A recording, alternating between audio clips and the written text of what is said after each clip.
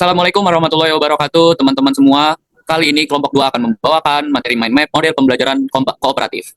Untuk anggotanya sendiri, ada saya selaku moderator Iqbal Siregar dan Kila Rizdi, Bagas Dwi Prasetya, Abizar Al-Ghifari, Nur Zahra Syahira, dan terakhir Hariza Fatima. Untuk penjelasannya akan dijelaskan oleh teman saya yang pertama, dipersilakan.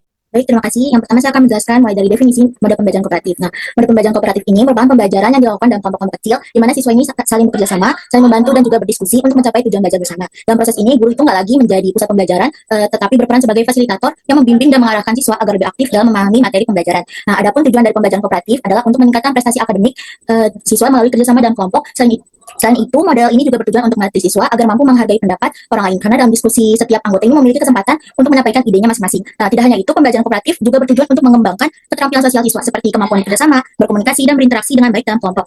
Selanjutnya di sini ada karakteristik model pembelajaran kooperatif. Terdapat 5 karakteristik utama yang membedakan model pembelajaran kooperatif dengan model pembelajaran lainnya. Yang pertama ada belajar dalam tim atau kelompok. Pembelajaran kooperatif dilaksanakan dalam kelompok-kelompok kecil yang terdiri dari 4 hingga 5 orang dalam kelompok tersebut. Dalam kelompok tersebut, siswa bisa duduk bersama, mengerjakan tugas secara kolektif, dan saling membantu. Keberhasilan ini tidak dinilai dari prestasi individu saja, melainkan dari capaian tim secara keseluruhan. Yang kedua, ada tanggung jawab individu. Meskipun bekerja dalam tim, setiap anggota tetap memiliki tanggung jawab untuk menguasai materi secara mandiri. Hal ini penting karena akan ada evaluasi individual yang akan menentukan skor kelompok itu. Dengan begitu, tidak ada seorang pun yang bersikap pasif atau hanya mengandalkan anggota lainnya. Yang ketiga, ada tujuan kelompok bersama. Setiap kelompok memiliki satu tujuan bersama yang harus dicapai oleh seluruh anggotanya. Karena tujuannya sama, maka anggota kelompoknya tidak saling bersaing, melainkan mereka bekerja sama untuk memastikan semua anggota memahami materi dan mencapai target yang ditetapkan. Yang keempat adalah kesempatan yang sama untuk semua siswa. Sistem penilaian dalam pembelajaran kooperatif dirancang dengan menggunakan skor kemajuan, yang artinya penghargaan ini tidak hanya diberikan pada siswa yang memiliki kemampuan awal tinggi saja, tetapi juga pada siswa yang menunjukkan peningkatan hasil belajar. Dengan cara ini, setiap siswa baik yang berprestasi rendah, sedang maupun tinggi akan memiliki peluang yang sama untuk berkontribusi dan menjadi bintang dalam timnya. Yang terakhir ada interaksi aktif antar anggota. Siswa ini dituntut untuk berinteraksi secara langsung, baik melalui diskusi, tanya jawab maupun kegiatan kolaboratif lainnya.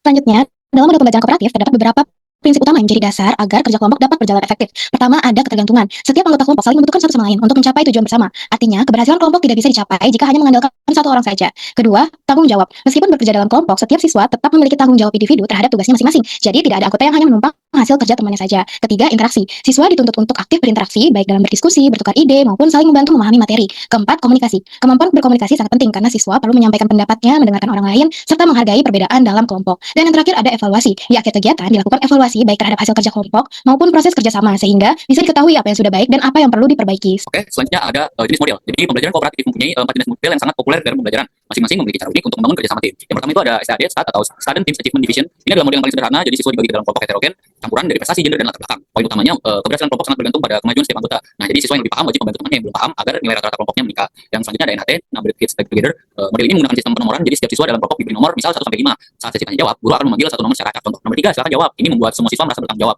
Karena untuk memahami materi, tidak tahu nomor siapa yang akan dipanggil. Yang ketiga, jigsaw atau tim ahli. Jadi penjelasan dari jigsaw ini seperti menyusun puzzle di mana materi besar dipecah menjadi beberapa bagian kecil. Poin utamanya terletak pada setiap anggota kelompok bertanggung jawab menjadi ahli di satu bagian materi. Nah, para ahli ini dari kelompok berbeda akan berkumpul untuk berdiskusi, lalu kembali ke kelompok asal mereka untuk mengajarkan ilmu tersebut pada teman setimnya. Yang keempat ada TPS, Think Pair Share. Model ini sangat efektif untuk memancing keaktifan individu secara cepat.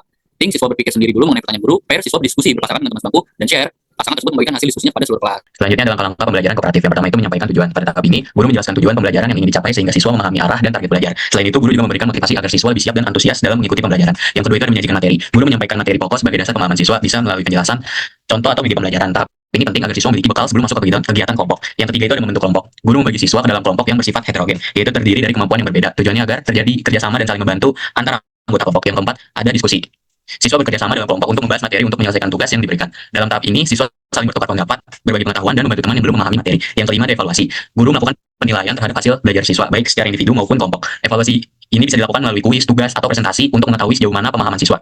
Yang terakhir ada memberikan penghargaan. Guru memberikan penghargaan atau apresiasi kepada individu maupun kelompok yang berprestasi. Oke, selanjutnya saya akan menjelaskan untuk bagian kelebihan dan kekurangan dari model pembelajaran kooperatif ini. Nah, untuk kelebihannya yang pertama itu ada pembelajaran menjadi lebih aktif, di mana karena siswa tidak hanya mendengarkan, tetapi juga berdiskusi dan ikut berpartisipasi. Yang kedua, model ini melatih kerjasama antar siswa, sehingga mereka belajar berbagi tugas dan saling membantu tentunya. Yang ketiga, dapat meningkatkan kemampuan komunikasi, karena siswa terbiasa menyampaikan berpendapat dan berdiskusi. Dan yang terakhir yaitu suasana belajarnya menjadi lebih menyenangkan dan tentunya tidak monoton. Namun, model ini juga memiliki beberapa kekurangan. Yang pertama yaitu bisa terjadi dominasi oleh siswa tertentu dalam kelompok tersebut. Yang kedua, partisipasi siswa kadang tidak merata, karena ada yang aktif dan ada pula yang cenderung pasif. Yang ketiga, pembelajaran ini membutuhkan waktu yang lebih lama dibandingkan metode biasa. Dan yang terakhir yaitu diperlukan pengawasan atau kontrol yang baik dari guru agar kegiatan tetap fokus pada pembelajaran dan tidak keluar dari pembelajaran. Jadi dapat disimpulkan bahwa model pembelajaran kooperatif ini memiliki banyak kelebihan, tetapi perlu pengelolaan yang baik agar kekurangannya bisa diminimalisir. Untuk selanjutnya kami kembalikan kepada moderator. Oke, terima kasih teman-teman presentator semua. Mungkin itu yang dapat kelompok 2 sampaikan. Selebihnya kami kurang maaf jika ada kekurangan atau kelebihan yang belum maksimal. Untuk itu, wassalamualaikum warahmatullahi wabarakatuh.